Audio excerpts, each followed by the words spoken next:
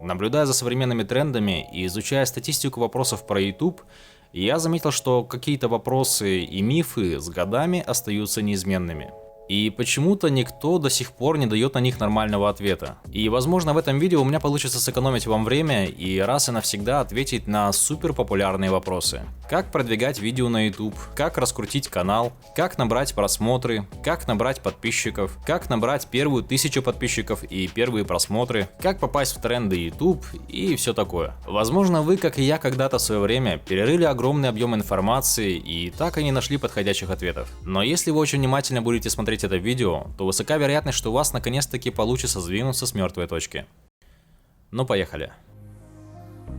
Самое главное, что я понял про YouTube продвижение, создавая YouTube каналы, общаясь с другими ютуберами и YouTube специалистами, пересмотрев все возможные курсы и видеообучалки, почти что всех возможных YouTube блогеров и YouTube специалистов за последние 3-4 года, и не только на русскоязычном YouTube, но и на англоязычном, вот два главных вывода, к которым я пришел. Первое.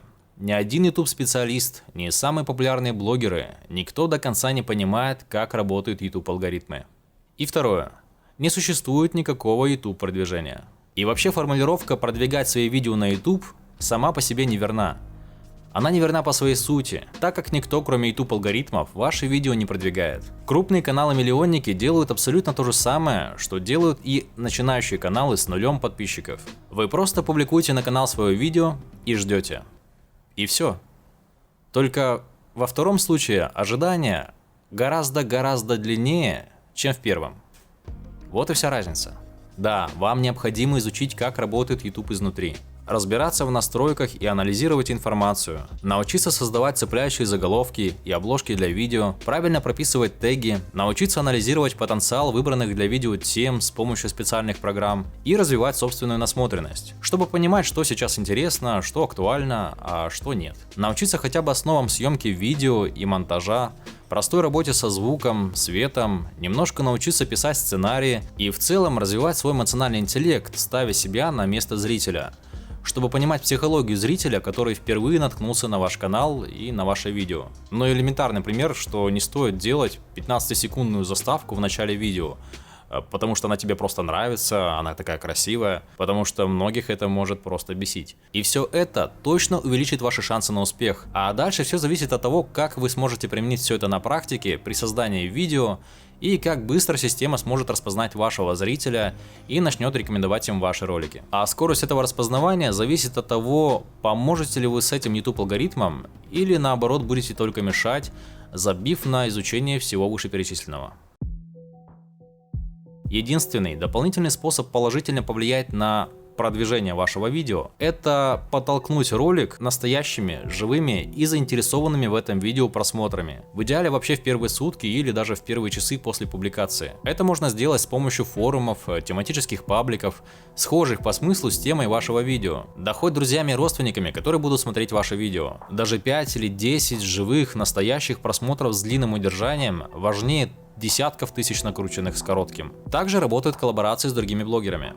Хоть уже не так хорошо, как в 2016 или 2017, но все же это работает. А для коллаборации ваш канал все-таки должен быть готов принять нового зрителя. Но помните, что подобное притягивает подобное. И если у вас есть какие-то сомнения по поводу контента какого-то блогера, то подумайте хорошо, точно ли вам нужна его аудитория. Главный плюс коллаборации с другими блогерами – это то, что вы получаете живых, настоящих подписчиков.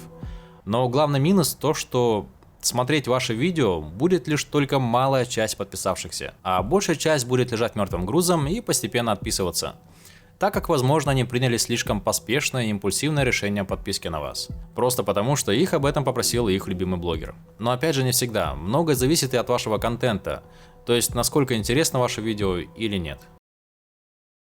Вся суть успеха на YouTube состоит в том, что вы учитесь сохранять баланс между тем, что интересно вам, и тем, что интересно зрителю. И каждый раз, когда вас будет уносить к одной из этих крайностей, вы будете проигрывать. Либо краткосрочно, либо долгосрочно. К успеху на YouTube также можно добавить и десятки других факторов, о которых вообще не нужно заморачиваться. потому что их невозможно объективно оценить и предсказать. Внешность, харизма, голос, манера разговора, ваши личные качества как человека, жизненный опыт и огромная куча других деталей, которые придают вашему контенту уникальный отпечаток, который невозможно повторить точь-в-точь. Как отпечаток пальца. И поэтому никаких гарантий на большой успех в YouTube вам никто и никогда не даст. А если вам кто-то дает такие гарантии, то повнимательнее присмотритесь к этому человеку.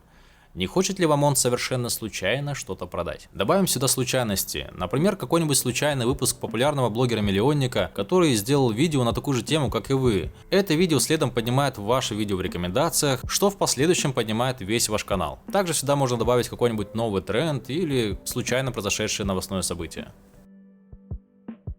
Алгоритмы в первую очередь продвигают те видео, которые интересны зрителю с первой секунды и до конца ролика. Также своим заголовком, обложкой, своим содержанием, актуальностью и манерой подачи. Ведь главной задачей YouTube-разработчиков всегда было удовлетворение спроса зрителя. И судя по тому, что в 2020 году YouTube перевалил уже за 2 миллиарда ежемесячных пользователей, учитывая, что интернет есть только у 4,5 миллиардов, думаю, у них это неплохо получается. Важно понять главное, что сами зрители, люди, которые вас смотрят, это и есть алгоритмы. Это самые главные алгоритмы, которые вам нужно научиться разгадывать. Но никакого секретного или особенного способа YouTube продвижения видео или каналов не существует.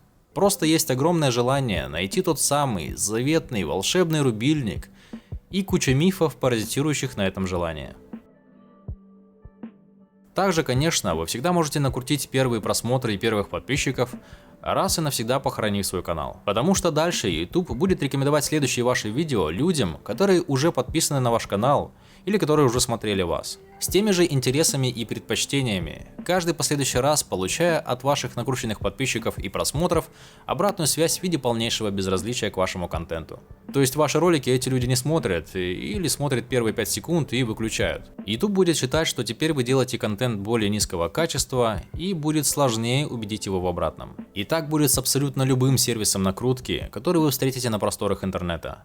Без исключений. Вы не найдете тот самый сервис, который за деньги накрутит вам лояльную и живую аудиторию на ваш канал. Кстати, да, это также относится и к людям, которые подписались на ваш канал чисто из-за розыгрышей. То есть розыгрыши, так же как и накрутка, убивают ваш YouTube канал. Просто запомните это и не тратьте на это драгоценное время вашей жизни. Как показывает практика, все ютуберы в начале, осознают они это или нет, ждут лишь одного заветного момента. Это может произойти сразу или даже через месяцы и годы. Время ожидания зависит от выбранного направления канала и всех факторов, которые я перечислил выше.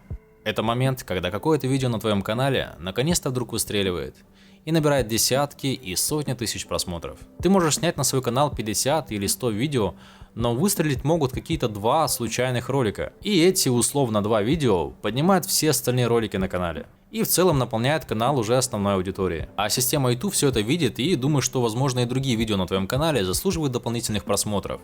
И следом начинает рекомендовать и другие твои ролики. И причем это может произойти абсолютно по любой причине. Может быть, какой-нибудь блогер-миллионник снял видео с таким же названием или с похожей тематикой, а система рекомендаций следом подхватили и твое видео. Может быть, потому что в это время года тема, на которую ты снял видео, становится популярна в поисковых сайтах каждый год. Факторов, по которым это может произойти, десятки или даже сотни. Твоя главная задача по возможности научиться их распознавать и предвидеть. И подготовить к этому моменту свой канал. Возможно, вы где-нибудь уже слышали такой совет: даже если на твоем канале всего лишь 10 подписчиков, снимай свои видео так, будто их там уже миллион. И я не говорю сейчас о дорогом оборудовании, потому что если бы решало дорогое оборудование, то самыми успешными на YouTube были бы тупо самые богатые. Я больше говорю про содержание самих видео. Именно поэтому самый популярный и одновременно самый раздражающий своей простотой совет, который дает обычно любой блогер-миллионник или любой YouTube-специалист: просто снимай и выкладывай свои видео, и рано или поздно это даст результат. Но чем больше вышеперечисленных факторов ты учтешь, чем больше у тебя будет шансов на успех. То есть вероятность успеха на YouTube – это количество отснятых видео, помноженное на информированность при их создании. Но тут самое главное не закопаться в попытку увеличить свою информированность до небес. Грани с задротством здесь очень тонкие. Пытаясь пополнить наши знания в новой для нас сфере, мы зачастую задаем слишком общие и абстрактные вопросы, которые уводят нас от сути и не позволяют найти нужные ответы. Умение же задавать правильные вопросы – один из важнейших навыков, которые необходимо прокачивать в жизни. Это так же важно, как неправильно поставленная цель в жизни не приведет нас к желаемому результату, а скорее к разочарованию и потраченному времени. Когда мы задаем вопрос, как продвигать видео или свой канал, как набрать много просмотров и подписчиков, как набрать свои первые просмотры и первых подписчиков, как стать успешным на YouTube, когда мы задаем эти вопросы, мы путаем причину со следствием. А какой вопрос, такой и ответ. Вопросы изначально поставлены неверно, и к тому же они скорее нацелены на поиск несуществующей волшебной таблетки, нежели на поиск ответов, реально применимых на практике. То есть нам необходимо их переформулировать и направить в более конкретное русло, не подменяя причину и следствие. Не как продвигать видео на YouTube или как набрать много просмотров, а о чем снять видео, чтобы оно было интересно людям. Как снять и смонтировать видео, чтобы его досмотрели до конца. Потому что именно люди и продвигают ваши видео. Как правильно выбрать название и обложку, чтобы видео заметили среди других и у него была высокая кликабельность. И вот на эти вопросы уже и нужно искать ответы. Не как раскрутить канал или как набрать много подписчиков на канал. Во-первых, с учетом последних обновлений, количество подписчиков на канале уже давно не является самоцелью. Каждый день я вижу все больше каналов с сотнями тысяч подписчиков и всего лишь сотнями или пару тысячами просмотров под видео. Нам с вами уже давно известно, что подписчики набираются долго и терпеливо. Следовательно, меняем формулировку вопроса. О чем мне будет интересно снимать видео продолжительное время, чтобы я быстро не выгорел? Ну и самый популярный вопрос от всех начинающих – как набрать первую 1000 подписчиков и первые просмотры? Первые подписчики и просмотры набираются абсолютно точно так же, как и не первые. Просто снимайте и выкладывайте интересные видео.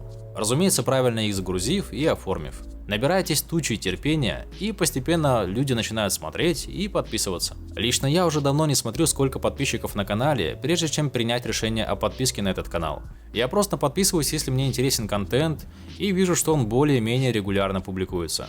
И исходя из этого понимания, мы возвращаемся к предыдущим двум формулировкам. А такие вопросы, как стать успешным или популярным на YouTube, я даже не буду рассматривать. Там все то же самое.